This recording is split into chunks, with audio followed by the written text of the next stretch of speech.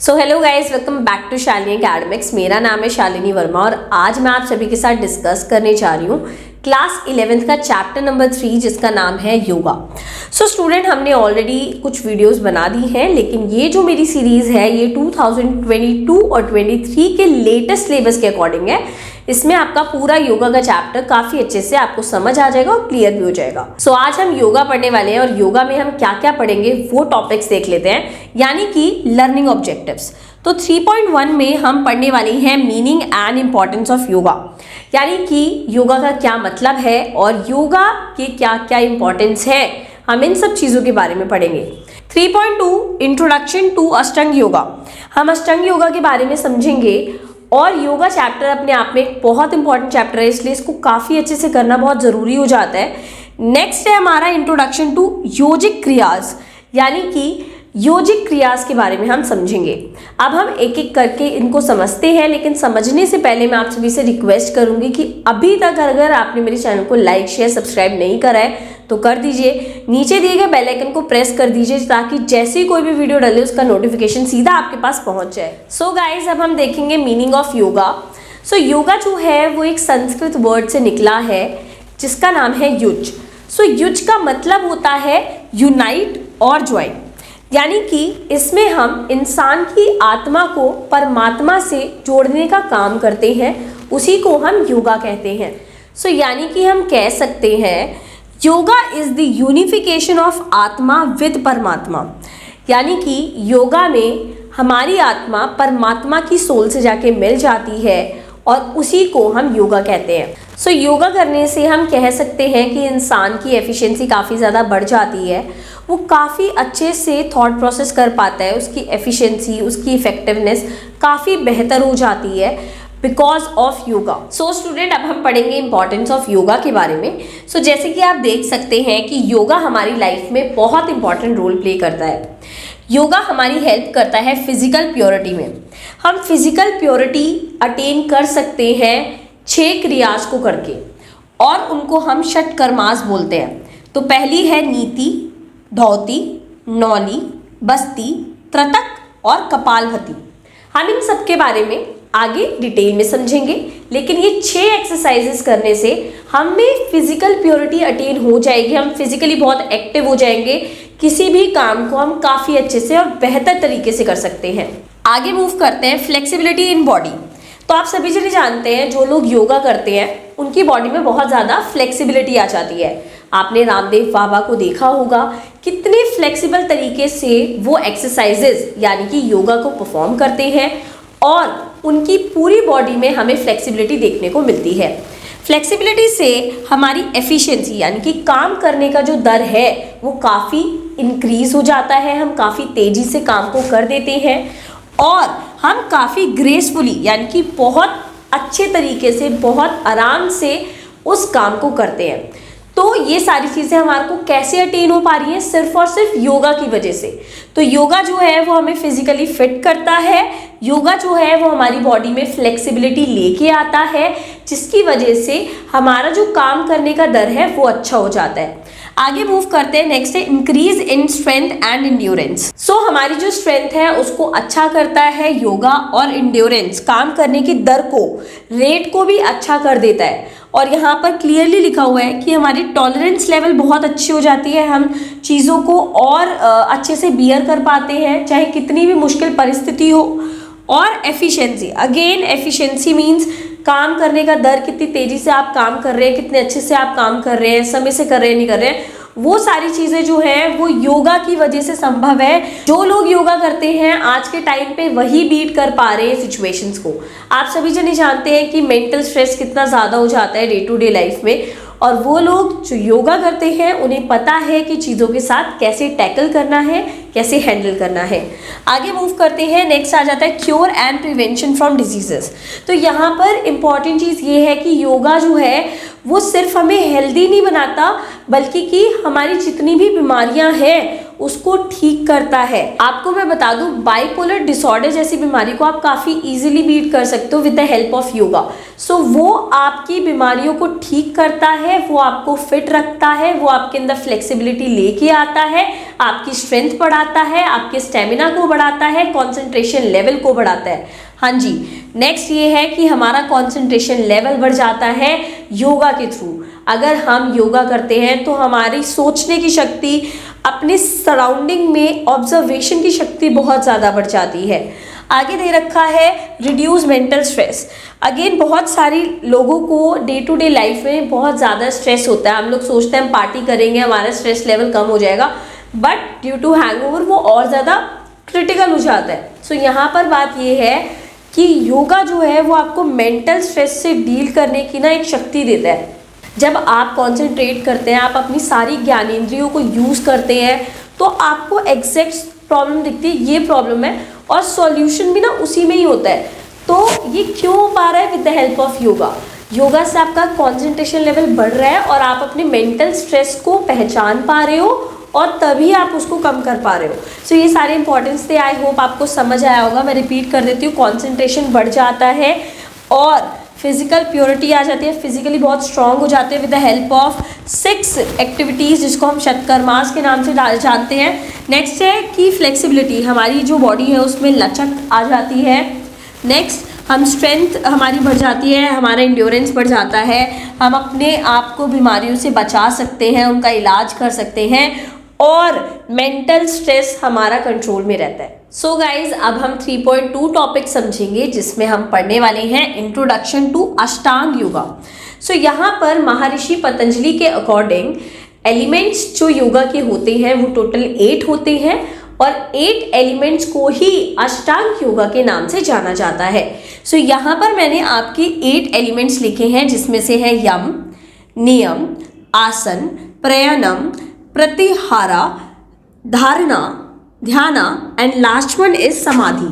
सो ये सारे एलिमेंट्स आपके योगा के हैं और क्योंकि ये 8 एलिमेंट्स हैं इसलिए इसका नाम पड़ा है अष्टांग योगा।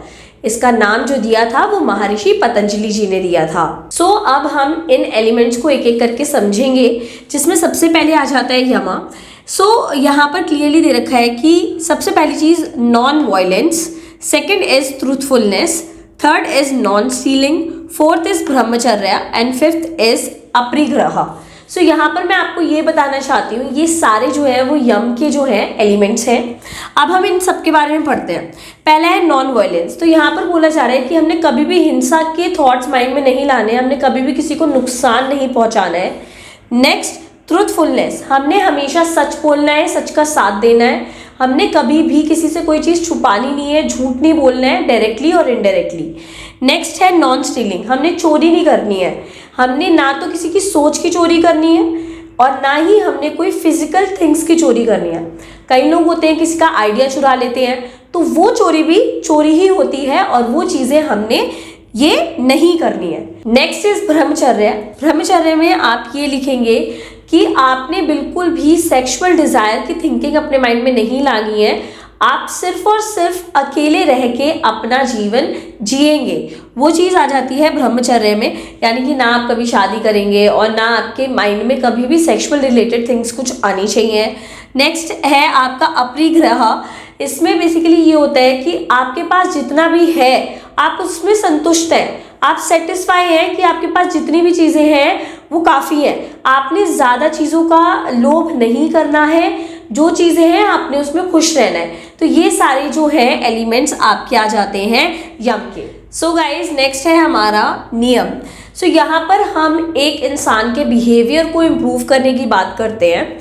तो हम देख लेते हैं, इसके टोटल 5 एलिमेंट्स हैं। पहला है प्योरिटी जिसको हम शौच बोलते हैं। नेक्स्ट है santosh, third one is tapa, fourth one is self study and fifth one is meditation on God. So सबसे पहले हम बात करते हैं शौच की। तो यहाँ पर कहा जा रहा है कि आपने इंटरनली और एक्सटर्नली दोनों तरफ सफाई रखनी है और इससे आपके इंटरनल ऑर्गन्स जो है वो बेहतर हो जाएंगे। उसी के साथ साथ काफी प्योरिटी आपको मिलेगी। नेक्स्ट है संतोष। इसमें ये कहा जाता है कि भगवान ने हमें जितना भी दिया है हमें सेटिस्फाई रहना चाहिए, हमें ज्यादा का लालच नहीं करना चाहिए। जितनी भी हमारी नीड्स भगवान ने फुलफिल करी है हमें उसमें सेटिस्फाई रहना चाहिए और ज्यादा का लोभ नहीं करना चाहिए। उसी को हम संतोष के नाम से जानते हैं। नेक्स्ट के बारे में मूव करेंगे। नेक्स्ट है आपका तपा। सो तपा में आपको ये बोला जा रहा है कि आपने ना मेहनत करनी है, आपने अपना 100% देना है जितना आप दे सकते हो। आपकी लाइफ में कितनी भी हर्डल्स आए, कितनी भी रुकावटें आए, आपने नहीं रुकना, आपने चलते जाना है। सो यहाँ पर चाहे आपको भूखमरी हो रही हो, चाहे आपकी लाइफ में कितनी भी प्रॉब्लम्स आ गई हो, आपने अपने शरीर को तपाना है, तप करना है, परिश्रम करना है और अपनी चीज को अचीव करना है। और एक कहावत भी है कि सोना भी तभी चमकता है जब वो बहुत गर्मी में तपता है। तो उतना ही परिश्रम आपने करना है और अपने आप को सफल बनाना है। ये चीज आपको तपा में बताई गई है। तो नेक्स्ट पे मूव करते हैं। नेक्स्ट है आपका सेल्फ स्टडी। सो यहाँ पर ये कहा जा रहा है कि जितने भी धार्मिक ग्रंथ आप पढ़ सकते हैं वो पढ़िए, अपनी नॉलेज को इनहेंस कीजिए। धार्मिक ग्रंथ को पढ़ के आपने भगवत गीता पढ़नी है, आपने गायत्री मंत्र का जाप करना है, जिससे आपको काफी ज्यादा प्योरिटी महसूस होगी और इसी को सेल्फ स्टडी का नाम दिया गया है। लास्ट है हमारा मेडिटेशन ऑन गॉड। तो यहाँ पर ये कहा जा रहा है कि हमने भगवान में पूरा कंप्लीटली ना लीन हो जाना है, आत्मा की परमात्मा से मिलन करानी है और कंप्लीट डेडिकेशन दिखाना है भगवान की तरफ। No cheating at all. और भगवान का इतना अच्छे से ध्यान करना है कि हम बिल्कुल भगवान के अंदर लीन हो जाए। ये चीज कही जा रही है मेडिटेशन ऑन गॉड में। सो अब नेक्स्ट पे मूव करते हैं आसन्स, जिसको हम पोस्चर भी बोलते हैं। सो कोई भी वो पोजीशन जो हम अपनी बॉडी के थ्रू लेते हैं उसको हम आसन्स बोलते हैं। और आसन्स जो है वो हमें काफ़ी ज़्यादा हेल्दी बनाता है और आसन्स करने से हम काफ़ी ज़्यादा फ्लेक्सिबल हो जाते हैं, फ्रेजाइल हो जाते हैं और काफ़ी ज़्यादा बेहतर महसूस करते हैं। नेक्स्ट है हमारा प्रतिहार। प्रतिहार में आपको ये कहा जा रहा है कि हमने जो है सिर्फ और सिर्फ भगवान में ध्यान लगाना है और जितनी भी मटेरियलिस्टिक थिंग्स हैं जो हमारा ध्यान भटकाती हैं हमें उन सबको त्याग देना है। हमें सिर्फ और सिर्फ ईश्वर में ध्यान लगाना है। और सेंस ऑफ विड्रॉल इसमें ये कहा गया है कि जितनी भी मटेरियलिस्टिक थिंग्स को देख के हम उत्तेजित होते हैं, उनको पाने की कोशिश करते हैं, उन सबको हमें त्यागना पड़ेगा, हमें सबको छोड़ना पड़ेगा अगर हमें भगवान को पाना है तो। सो नेक्स्ट है हमारा धारणा, जिसको हम कॉन्सेंट्रेशन के नाम से जानते हैं। तो नाम से ही क्लियरली हमें एक इंडिकेशन मिल रही है कि हमने कॉन्सेंट्रेशन लेवल बढ़ाना है, हमने सिर्फ और सिर्फ भगवान की तरफ ध्यान लगाना है और ऐसा करने से हम आगे के 2 स्टेप की तरफ जो है वो मूव कर जाते हैं। सो नेक्स्ट है हमारा मेडिटेशन, जिसको हम ध्यान बोलते हैं। तो आपने देखा होगा पुराने ज़माने में जो ऋषि मुनि होते थे वो एक गुफा में चले जाते थे और गुफा में जाके मेडिटेट करते थे। वो ऐसी जगह ढूंढते थे जहाँ पर कोई उन्हें आके परेशान ना करे, डिस्टर्ब ना करे। तो जब हम एक लंबे समय तक ध्यान को एक जगह केंद्रित करते हैं और किसी भी डिस्ट्रैक्शन को नहीं चाहते कि वो हमारे साथ हो, उसी को हम क्या बोलते हैं, मेडिटेशन। यानी कि लंबे समय तक फुल कंसंट्रेशन के साथ ध्यान लगाना ही मेडिटेशन यानी कि ध्यान कहलाता है। सो लास्ट है हमारा समाधि। समाधि को हम रियलाइजेशन भी बोलते हैं, जिसमें आत्मा यानी कि हमारी आत्मा का जो मिलन है वो परमात्मा की आत्मा के साथ हो जाता है और इसी स्टेज को हम समाधि के नाम से जानते हैं। सो लास्ट टॉपिक की तरफ बढ़ते हैं, जिसका नाम है इंट्रोडक्शन टू योगिक क्रियाज। तो इसमें हम क्रियाज के बारे में समझेंगे। टोटल 6 क्रियाज होती हैं। ये क्रिया करती क्या है वो हम देखने वाले हैं। क्रिया जो है वो हमारी इंटरनल प्योरिफिकेशन करती है, यानी कि अंदर के जितने भी हमारे इंटरनल ऑर्गन्स हैं उनको प्योरीफाई करती है। कौन? ये क्रियाज। अब पहली कौन सी है? पहली है धौती, नेक्स्ट है basti, next neti, next nauli, 5th one is tratak and 6th one is kapalbhati. अब हम इन सब के बारे में इंडिविजुअली पढ़ेंगे और समझेंगे। सो स्टूडेंट, सबसे पहले हम बात करते हैं धौती क्रिया की। इसमें आपने करना क्या है, आपने एक कपड़े को पानी में भिगोना है। वो कपड़े को आपने धीरे धीरे करके अपने माउथ के अंदर डालना है। देन आपने उस कपड़े को धीरे धीरे करके बाहर निकालना है। तो जितना भी आपका वेस्ट होता है फूड पाइप में और आपके स्टमक का वेस्ट जो होता है वो उस कपड़े के साथ बाहर आ जाता है। इससे आपका जो ऑर्गन है वो प्योरीफाई हो जाता है, उसकी सफाई हो जाती है। कई लोग इसको काफ़ी अलग तरीके से भी करते हैं, जैसे कि नमक वाला पानी पी के अपनी 4 फिंगर का यूज़ करके वॉमिटिंग करते हैं, ताकि जो फूड पाइप है और जो स्टमक है उसका जितना भी वेस्ट है वो बाहर आ जाए और इंटरनल ऑर्गन्स की पूरी क्लीननेस हो जाए। सो स्टूडेंट, हम बात करेंगे बस्ती क्रिया की। सो आपने एनीमिया का प्रोसेस देखा होगा, किस तरीके से वाटर इंजेक्ट करके बॉडी को प्योर करा जाता है। उसी तरीके से आपने एक टब में जिसमें पानी भरा हुआ है उसमें बैठ जाना है। आपने NS के थ्रू पानी को अपनी बॉडी के अंदर डालने की कोशिश करनी है और उसको होल्ड करना है। ये आपने जब तक करना है जब तक आपको ये फील नहीं हो रहा कि आपका जो लार्ज इंटेस्टाइन है वो क्लीन हो रहा है। देन होल्ड करने के बाद आपने टब से बाहर आना है, उसको बाहर निकाल देना है। ये एक्टिविटी आपने तब तक दोहरानी है जब तक आपकी जो क्लीननेस है वो पूरी तरीके से नहीं हो जाती है, और ऐसा करने से आपका लार्ज इंटेस्टाइन बिल्कुल फिट हो जाएगा। सबसे इंपॉर्टेंट चीज़ ये है कि पानी सिर्फ और सिर्फ लार्ज इंटेस्टाइन तक ही रहे, स्मॉल तक ना जाए, बिकॉज अगर स्मॉल तक जाएगा तो वो काफ़ी क्रिटिकल सिचुएशन हो जाएगी। सो आपने ये एक्टिविटी सिर्फ और सिर्फ लार्ज इंटेस्टाइन को अच्छा और बेहतर करने के लिए करनी है। सो नेक्स्ट की तरफ मूव करते हैं। नेक्स्ट है हमारा नीति क्रिया। इसमें 2 नीति आती हैं, एक आती है जल नीति और एक आती है सूत्रा नीति।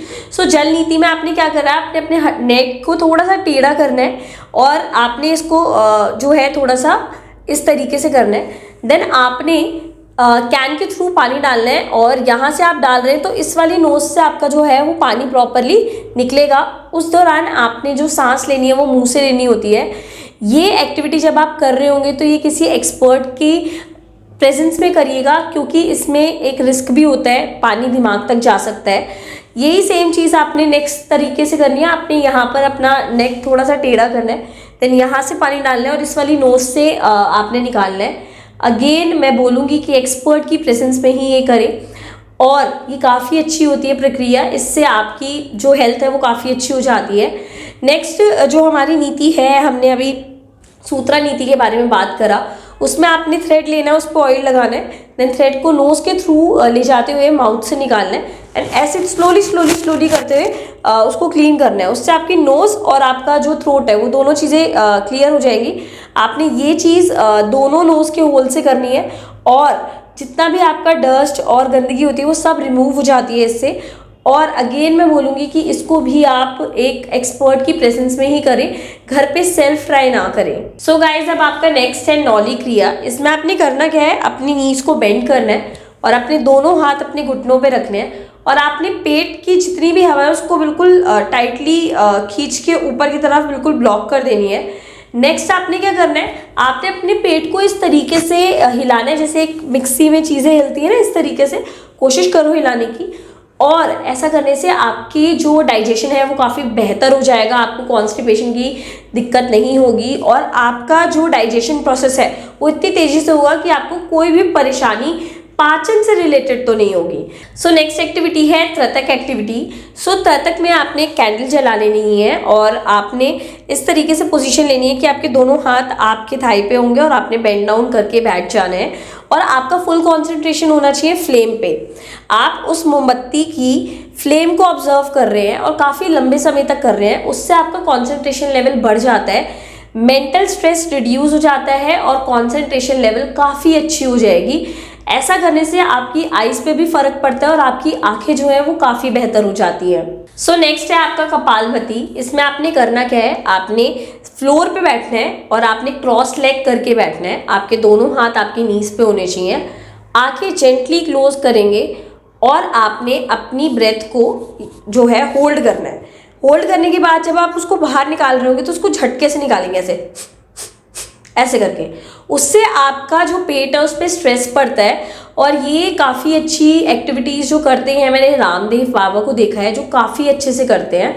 सो इससे करने से आपका जो हेल्थ इशू है वो सब रिजॉल्व हो जाएंगे, आप काफ़ी अच्छे से और हेल्दी लाइफ जिएंगे। सो आई होप आपको ये सारे जो एलिमेंट्स मैंने डिस्कस करे हैं वो समझ आए हैं।